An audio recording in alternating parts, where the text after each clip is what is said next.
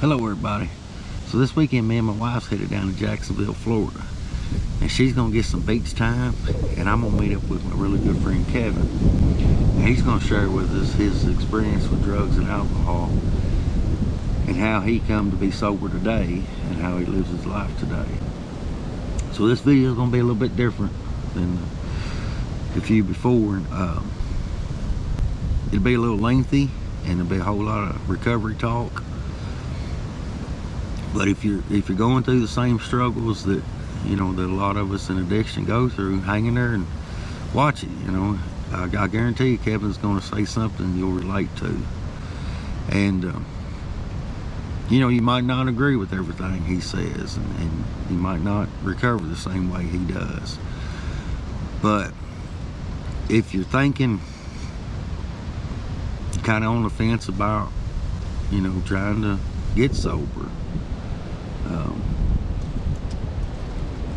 maybe he'll say something that'll inspire you to do that and show you it's possible.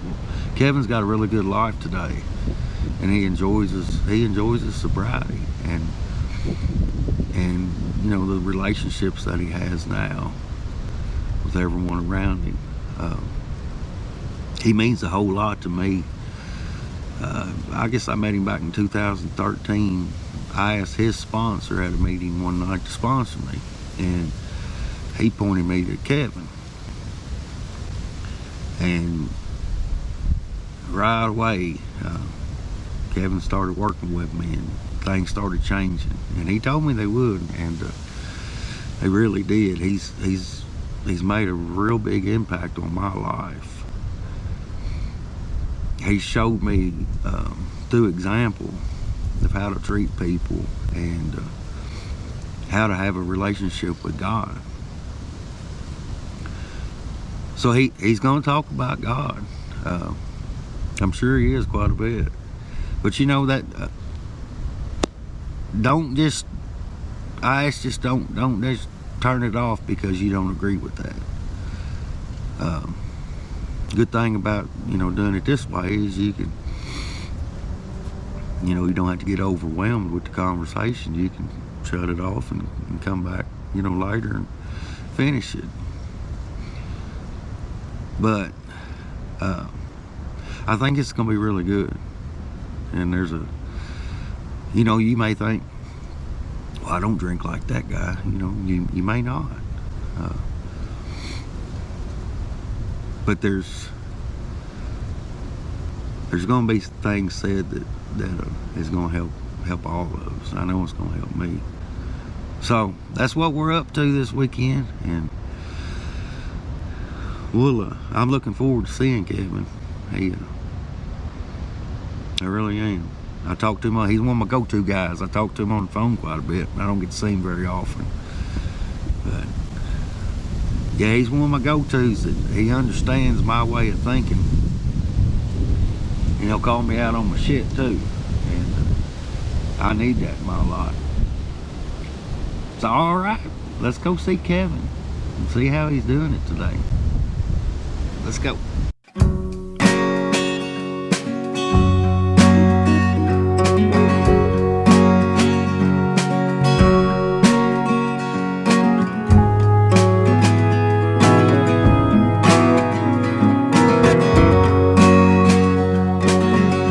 Hey y'all, we're down here in Jacksonville, Florida at Huguenot Beach. I got my good friend Kevin here with us, and y'all probably heard me talk about Kevin before.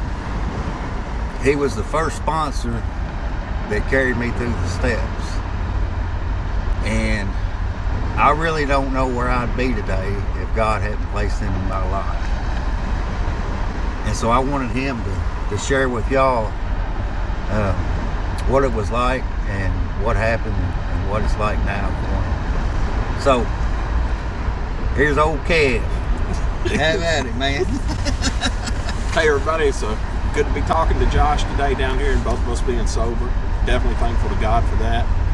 Thankful to God for another day, man, of waking up in reality, knowing exactly what I've done the day before, several days before that, and what I'm doing today. It's just a good place to be. Good place to live, man. Mentally, physically, and spiritually. everything's not perfect, but my life is so much better today than it used to be. And I owe a whole lot of that to guys like Josh and different people that God's placed in my life and allowed our paths to cross. And when I heard Josh was doing this, I was so proud for him and so honored that he asked me to come on here and share my story with the hopes that it'll help somebody just like me and Josh, man, that needs to hear something, that there's somebody out there that's been where you're at, been going through or has been through what you're going through, and can help you get through it. You know, that's what we do. We help each other on a daily basis. And used to, I would get up, didn't have my mind on anything except what I wanted to do all day, every day, no matter who I hurt, no matter what it caused. I was still wanting to do my will all day, every day. And I still do that sometimes today. I can still be self-will run riot, but it sure don't look as ugly as it used to, man. And I don't end up in jail. Don't end up hurting my mom, hurting my wife, hurting my kids. It's a lot nicer than it used to be, man. And the bad times are nowhere near as they used to be, and near what they used to be, and the good times are a whole lot better than I ever dreamed possible, to be honest with you. I couldn't picture this kind of life. I couldn't picture being this happy. I couldn't picture doing any of this. Couldn't picture doing anything really without a drink in me. I didn't know what life would look like without it, and I was really terrified of it, to be honest. And I see Josh doing this, man, and hopefully I can contribute something to it and help somebody to realize that there's nothing grandiose, nothing special. Life certainly is not perfect today, but man, it's wonderful just being in reality and being able to talk to someone from my heart and share with someone what a God of my understanding is doing in my life on a daily basis.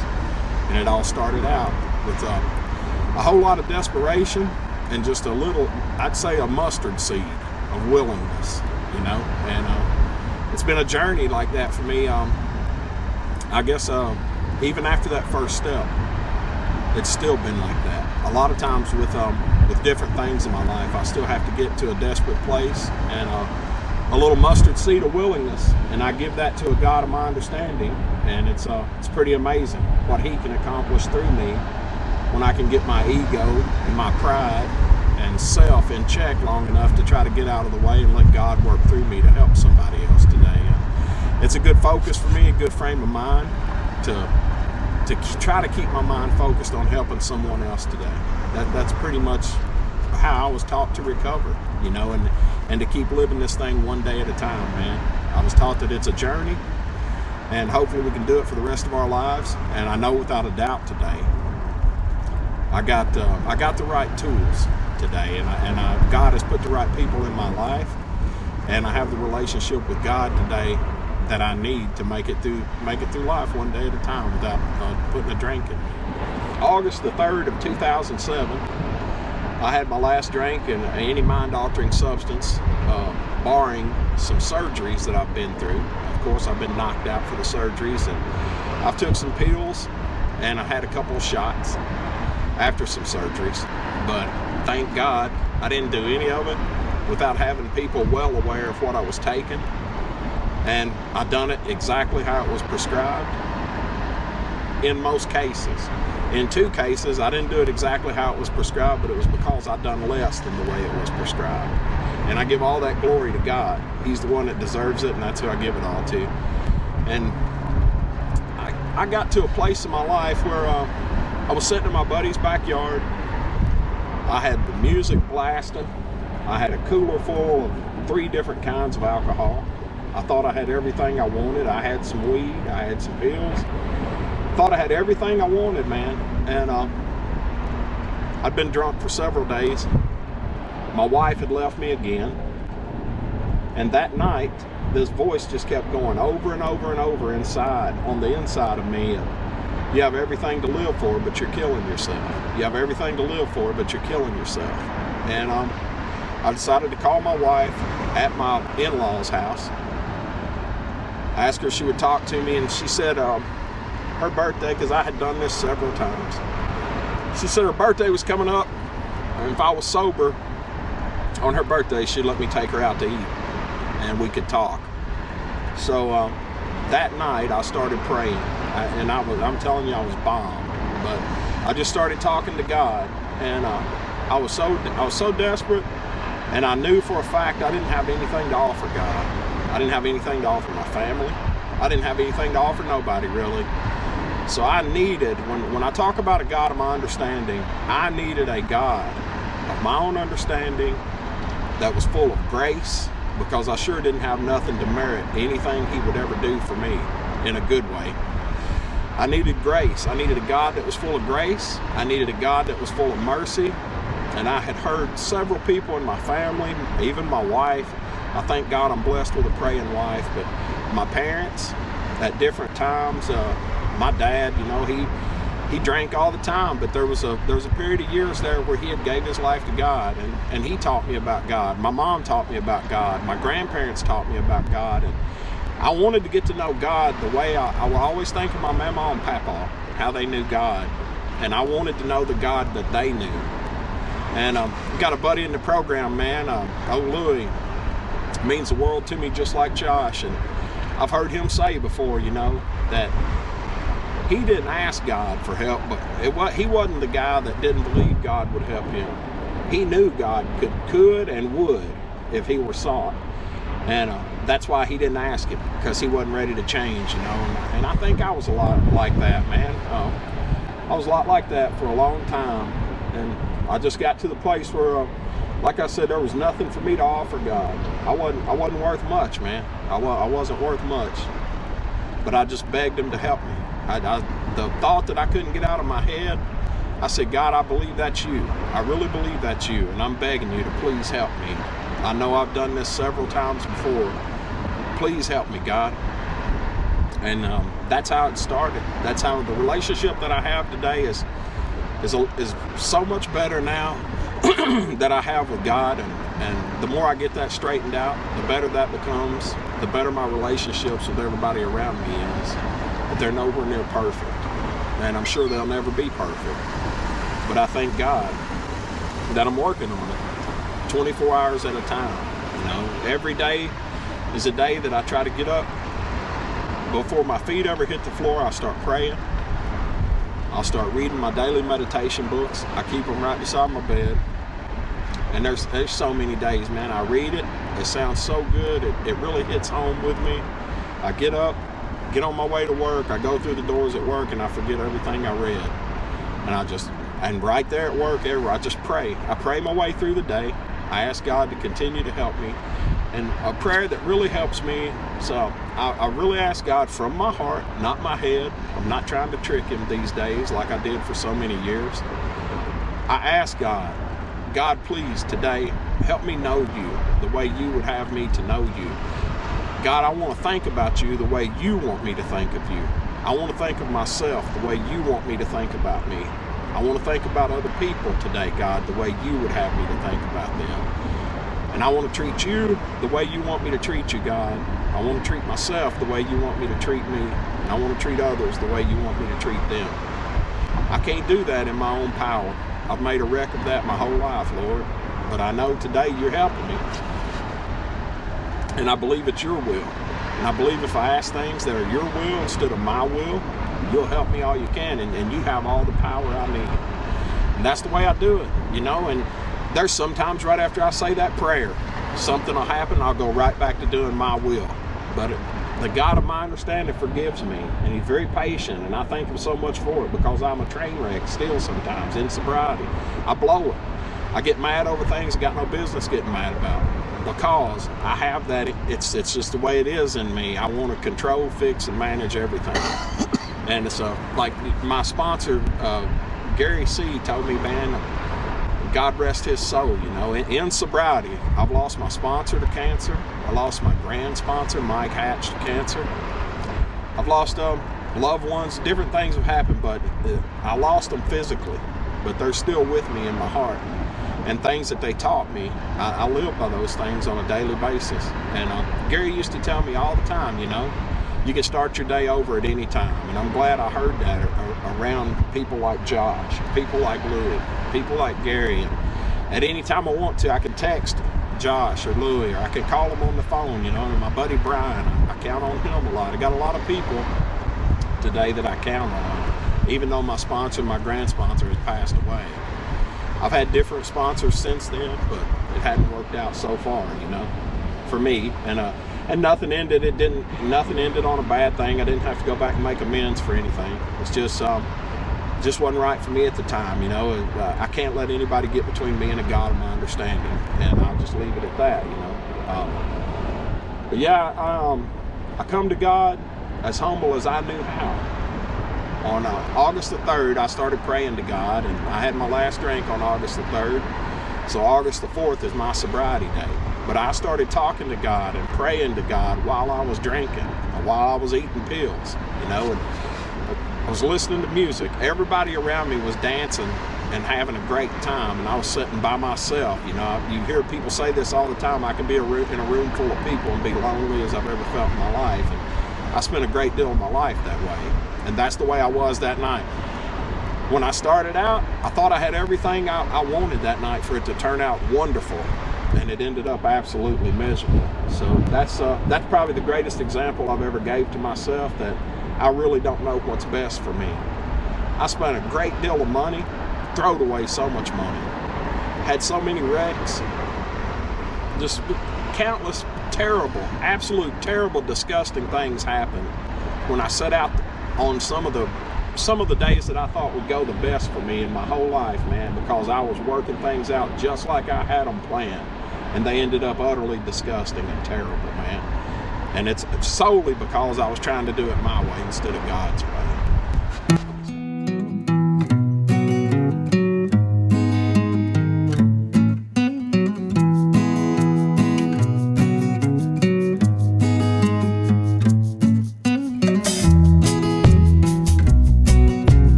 Hey, we had to jump in the truck here because it's cold out there. Chilly. Yeah, a little chilly, man, at the beach.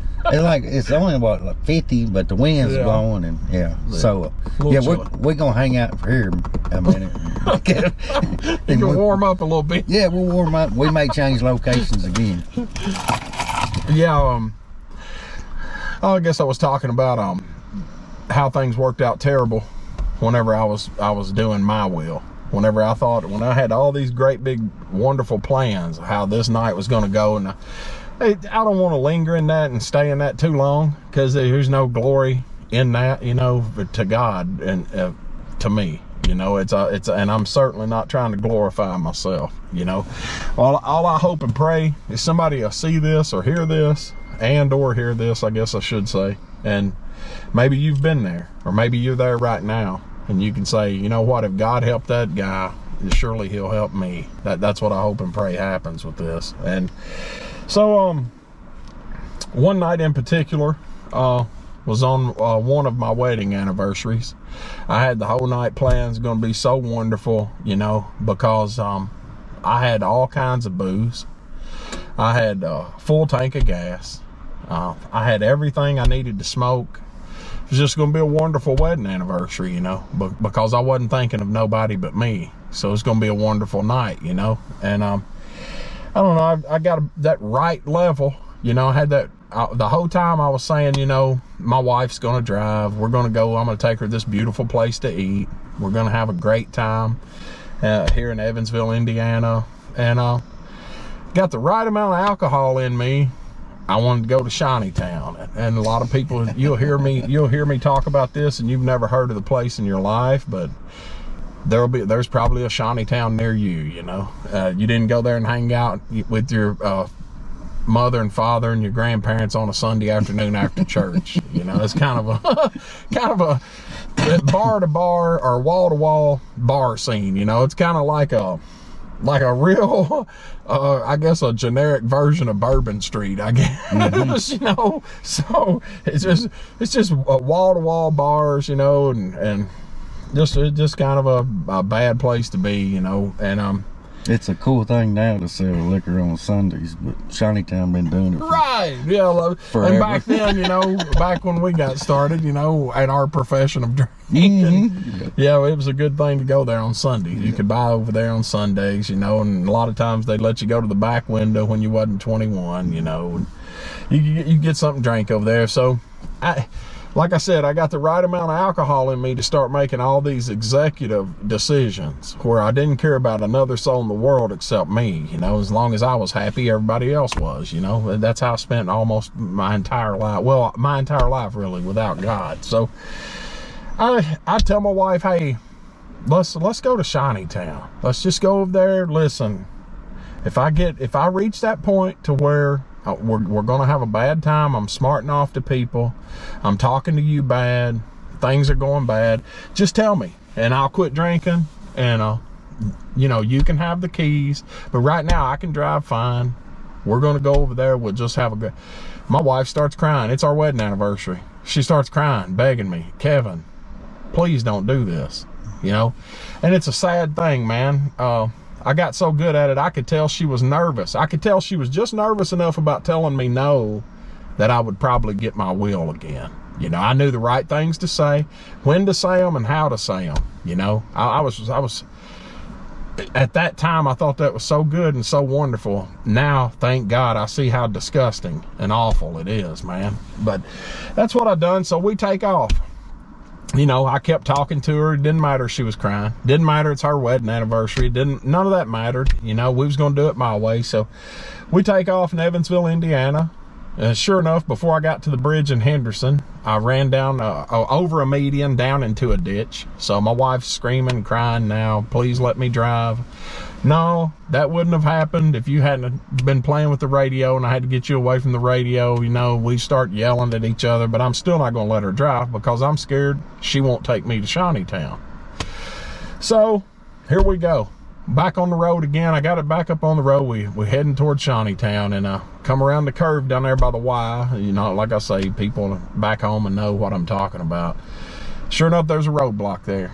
And I looked straight at my wife, said, hand me a couple of those beers back there and that bottle of vodka. Let me see how much of that I can drink real quick because I know I'm going to jail. My wife just shook her head, you know, just crying, said a prayer, you know. So I drank what I could and just went up there, and sure enough, I spent the night in jail on my wedding anniversary. And the next morning, my wife had been up all night crying and praying for me. She had a couple of friends bring her to the jail to get me out of jail. So I get out to the car and I tell them, man, you got to get me to the liquor store. Well, my wife's like, no, we're not doing that, Kevin, please. You know, I was hoping we could do something tonight for our wedding anniversary. I get right back out of the car. If you're not going to take me to the liquor store, I'm not going with y'all. Forget it, man. I'll get a ride. Just so terrible. She got back in the car, and she got me back in the car, and she told a couple of my buddies, and they both are passed away now. God rest their souls, man. And I never had their permission to put them in this to give their names. I never asked their permission, so I won't give their names. But I guarantee you, people that's heard this story before, you know who I'm talking about. And those guys, man, they even told me, you know, and one of them especially, he was a pro like us, you know. He drank every day, all day, every day. He had lost his wife and kids over drinking, you know. He knew what the deal was. He even turned around. He was sitting up front. He turned around and looked in the back seat of me. He said, Kevin, man, please don't do this, man. Don't do what I've done, man. It's time for you to really try to quit this, man. You're losing everything.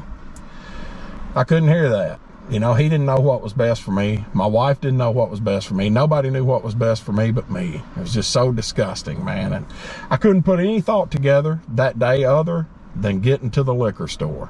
So sure enough, my wife told me. And she told them. She said, Kevin, I'm going to take you to this liquor store if it's what you want. But I'm never, ever going to live with you and you drinking again. So we take off. Sure enough, I didn't care. I thought, yeah, she'll get over it. So we go to the liquor store. I get what I need. I'm gonna get them whatever they want, you know, and I get what I gotta have, and off we go, man. And they take me down to my grandmother's. My wife gets out of the car. She's still begging me, please don't do this. If I leave today, I'm never coming back, Kevin, with you and alcohol. I'll never live with you and alcohol again.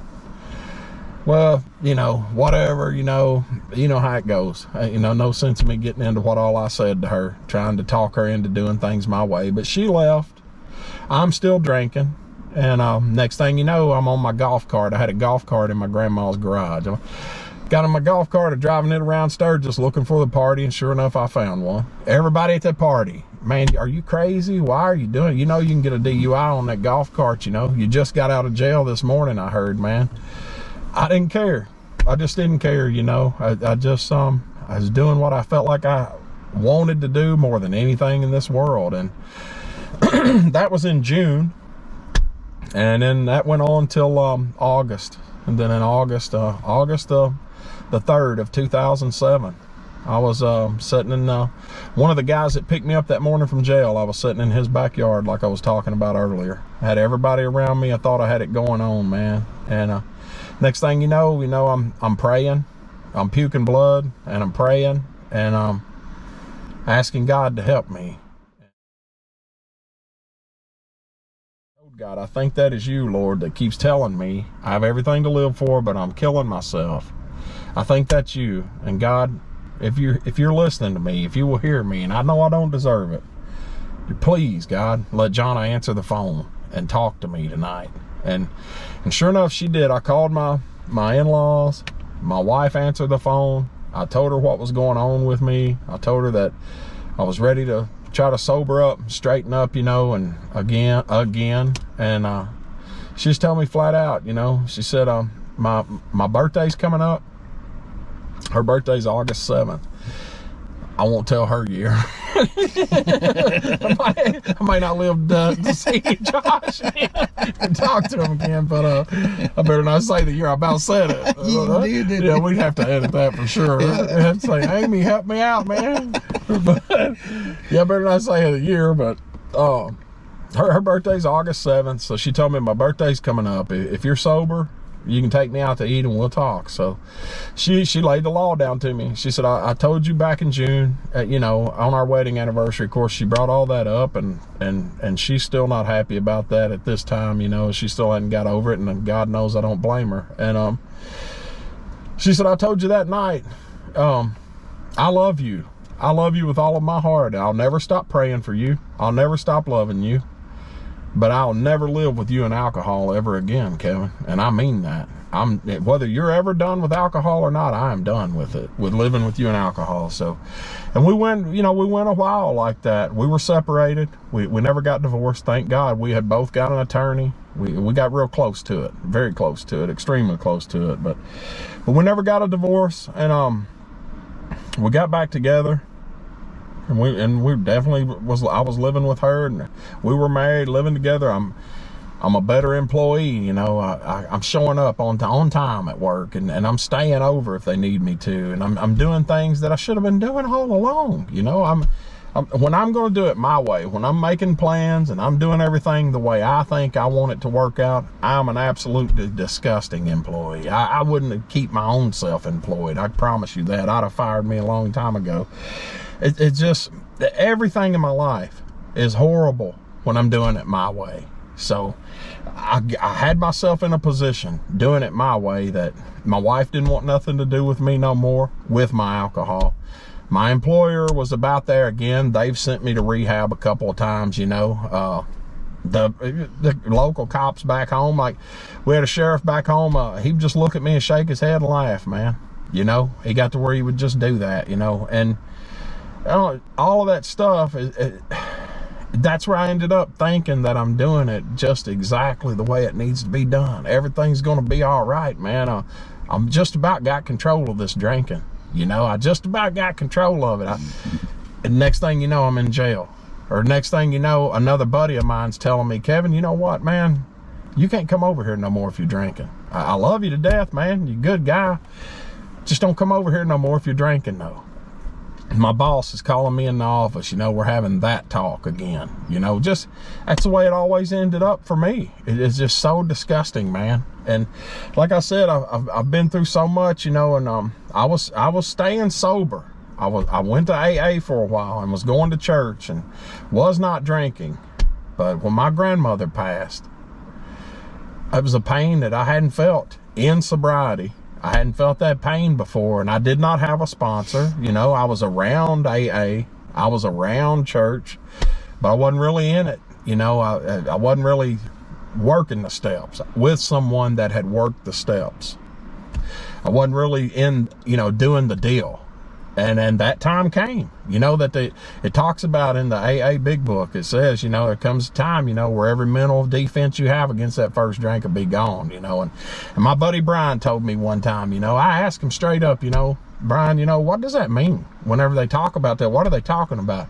He said, all I can tell you is what my sponsor told me, Kevin. My sponsor told me, you better hope and pray your spiritual life's intact when that happens, because that's what's going to carry you through, man. And if it ain't intact, you're going to get drunk, man, and you possibly may die drunk.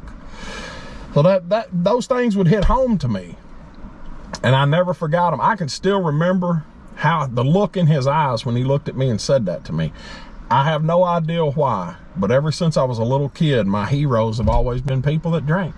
Yeah, people that done things that they wasn't supposed to be doing, people that gambled, people that that's who I like to hang out with. That's whenever like Josh says something to me, it sticks with me. When Louis says something to me, it sticks with me. Brian says something to me, it sticks with me. That's who gets my attention. That's who I relate to. I relate to people like that, and I'll never forget how Brian looked when he said that to me, because I knew Brian drank like I drank.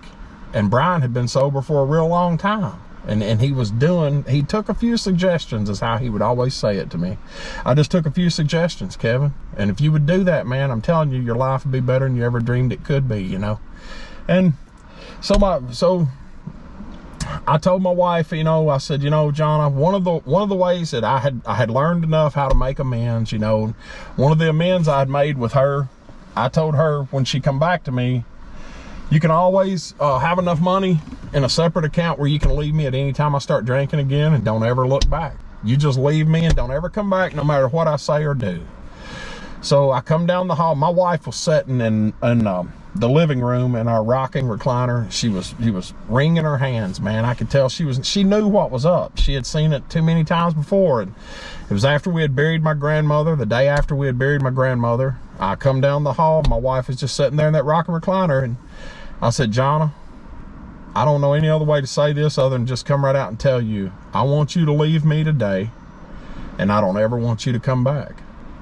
Because from today on, it's probably just going to be me and alcohol from here on out.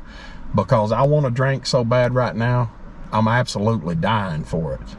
And I'm fixing to go get one.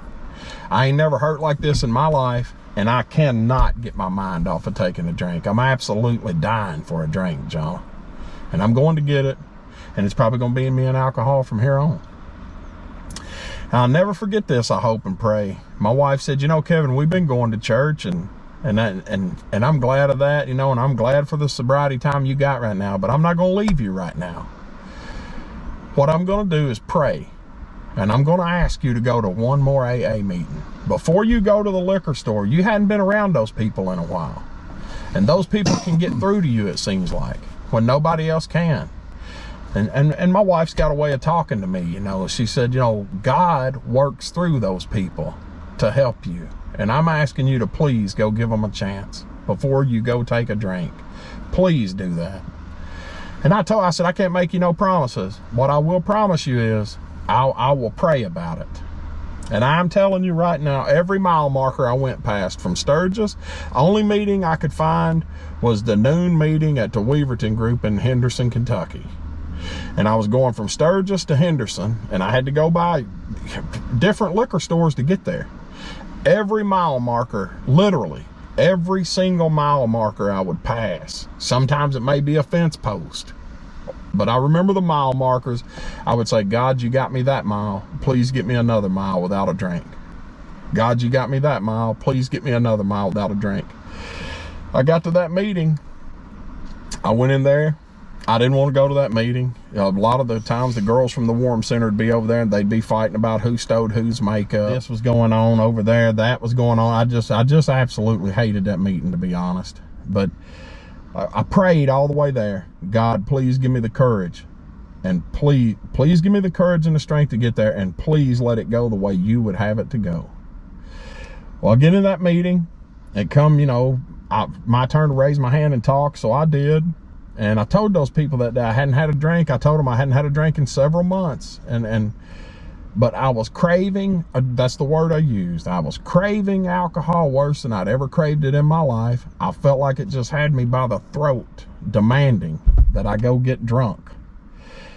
Power drinking is how I used to put it. That's what I felt. I felt like I needed to do some power drinking, like on a mission with it. And that's how I felt, you know, and I used that word over, I guess 3 or 4 times while I was talking about how I was craving a drink, man.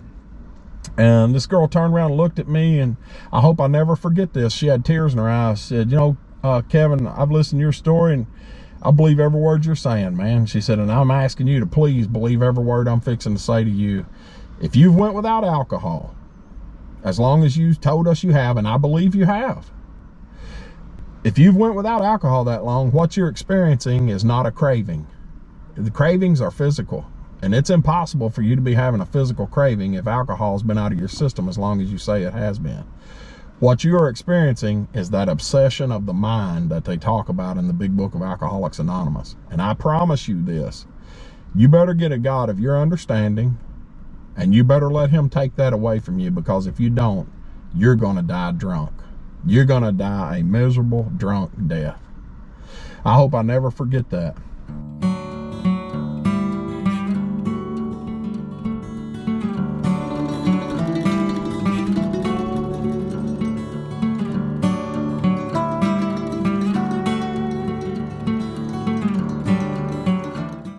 So I was driving home from that meeting there in Henderson, and I'm praying to God. I'm asking God every mile, God, please get me home. Please get me home without a drink, Lord. Get home. Couldn't wait. I just couldn't wait to go in and tell my wife, you know, what happened at the meeting, what was said to me at the meeting. And I got that. Instead of grabbing my Bible, I grabbed the place in the big book. And I grabbed my big book, and I went to that page in the big book of Alcoholics Anonymous where it talks about that 3rd step prayer, where it says, if you're going to, before you do this prayer, I think it says like it's a suggestion or something to keep in mind, that it's better maybe to pray this prayer alone than to do this with someone that might misunderstand God or something like that. I forget exactly how it's worded, but like I said, I'm blessed with a praying wife. So, and it does say the wording is optional. So the main thing is that you're sincere about it, and that you're really sincere about God helping you and relieving you of this obsession of the mind that it talks about it. And I didn't say those exact words to God, but I asked my wife to come and pray with me, and she said absolutely she would, you know. And still at this time, I just feel like I'm just dying for a drink. And I told her everything they said to me at that meeting. I told them they suggested that I pray and ask God to help me. I cried out to God that day from my heart, not from my head. I wasn't trying to trick him no more. I wasn't trying to trick my wife anymore. I knew I needed help. I didn't want to die drunk, and I know that's probably where I was headed if I didn't get some help that day. And I cried out to God. I didn't have nothing good to offer him other than my desperation and my honesty. And I said, God, please, I don't care if you have to kill me. Please, God, don't let me go back to what I was. I don't care what you got to do. Please take this away from me, God. And I cried out to God in the name of Jesus. And I didn't see a white light like I've read about Bill Wilson's experience, and he's seen a white light in that hospital room. I didn't see that, but all of a sudden I just had this peace, instant peace with it. And the obsession of alcohol was removed from my mind that day with that simple prayer, the prayer from my heart, not my head, not trying to trick God, really crying out to God and laying it all on the line, man. I meant business that day, and God knew I did. And he relieved me of that obsession. That the obsession left my mind, and it's never returned. I've had those fleeting moments that the big book talks about. I see a commercial, they'll be offering something new or something like that. But right behind that fleeting thought, the sanity, the sane thoughts are also there. That it's got that, no matter what it looks like or how they dress it up or how pretty it is, it's got that one ingredient in it that I can't have, and that's alcohol. So I thank God for that. That's how the obsession was relieved from my mind. That's what it was like. That's what happened to me. You know, how I was relieved of the obsession of alcoholism from my mind, crying out to God from my heart, not my head, in the name of Jesus, not offering him nothing that I could do of my own will and my own accord and my own strength and my own wonderful abilities. I had had enough of that. You know, every time I thought it was going to work out so wonderful, that's some of the most terrible, disgusting memories of my entire life. It's whenever I thought I was getting my will done. I ended up in jail, or I ended up in a wreck. I ended up with some of my friends telling me not to ever come back, or at least telling me not to come back if I'm drinking. That's what happens to me when I'm doing it my way. I had to come to God on his terms. And for me, I came to God. I feel like that's coming to God in the name of Jesus and placing my faith in what Jesus Christ did for me on the cross at Calvary. That's how I come to God. And it's still to this day, you know. That's what it was like for me. It was just a miserable way of life.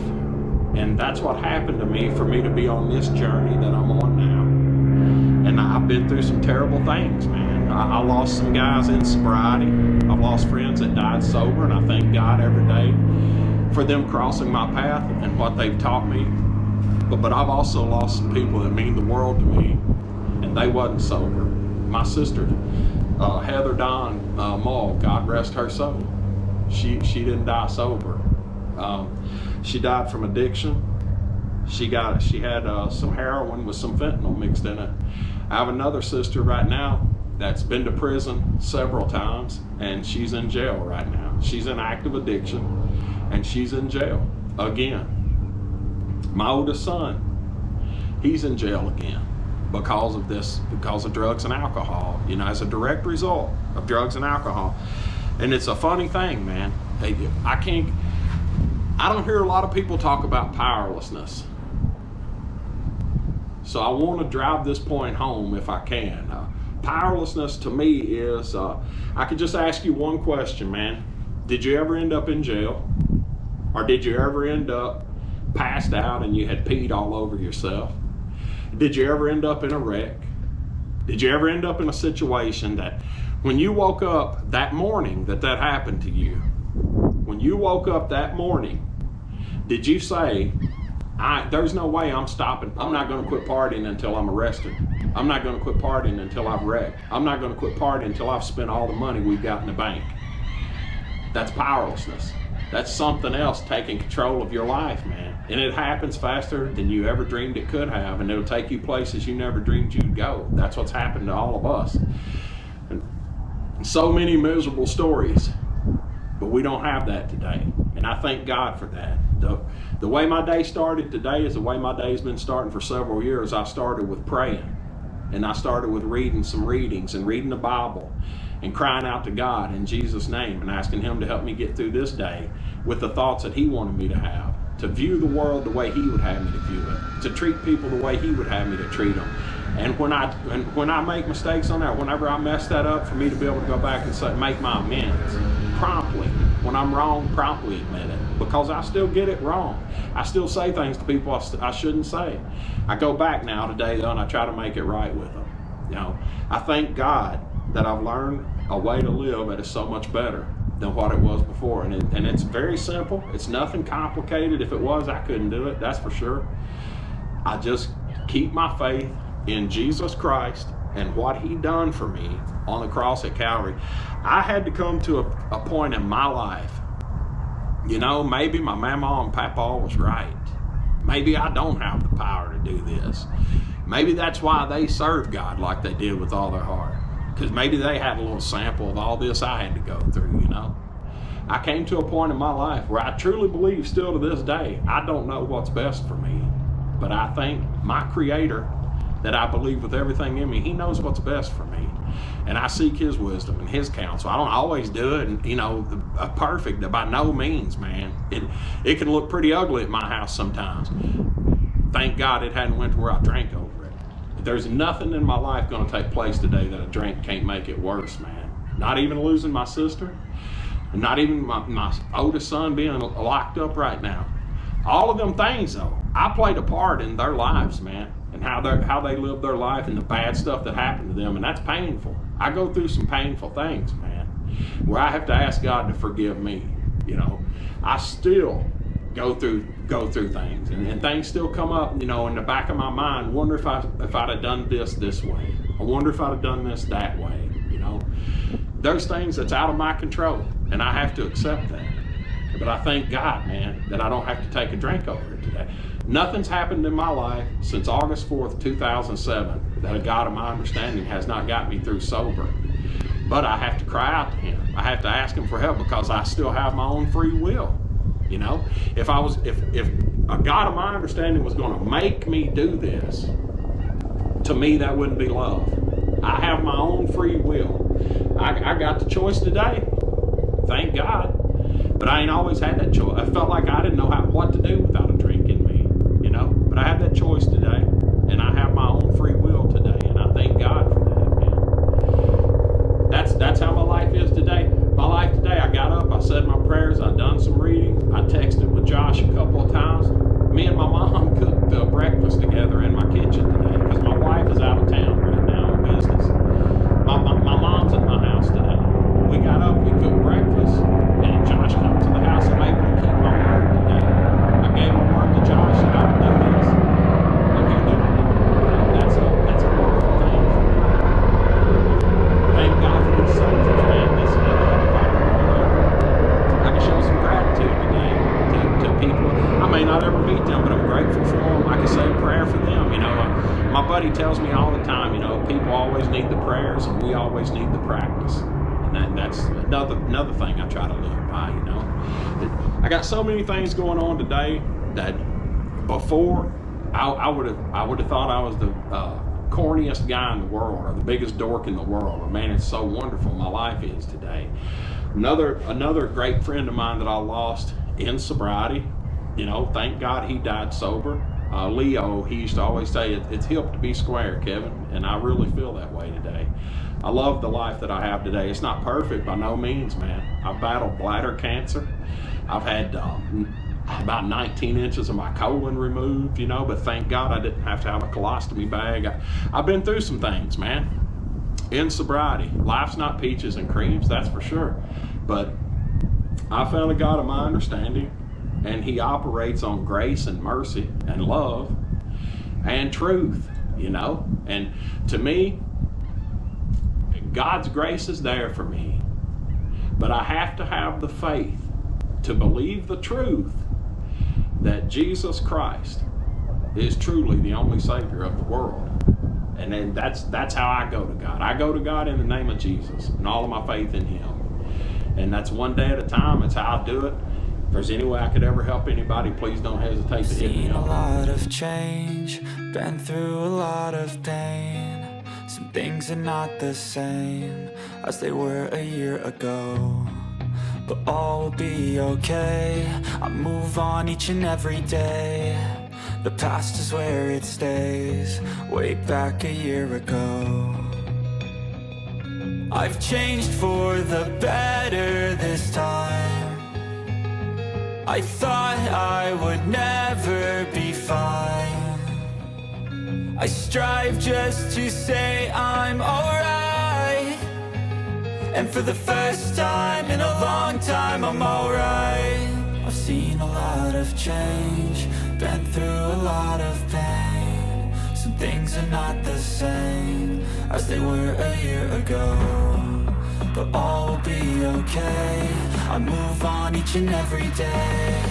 The past is where it stays, way back a year ago.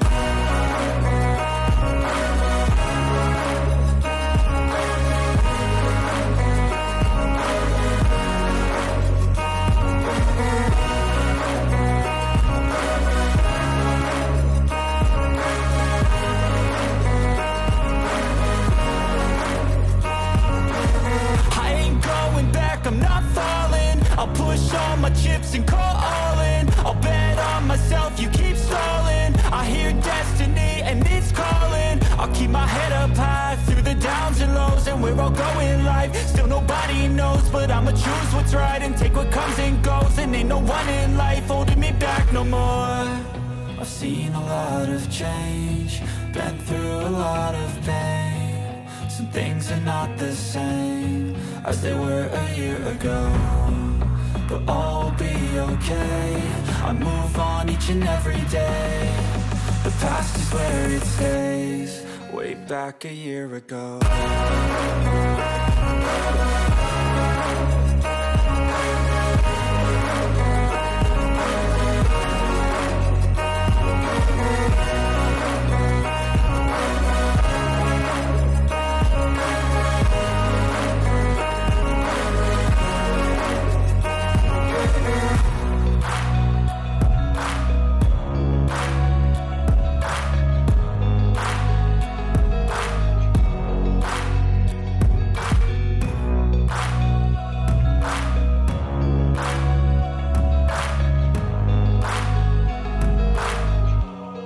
Way back a year ago.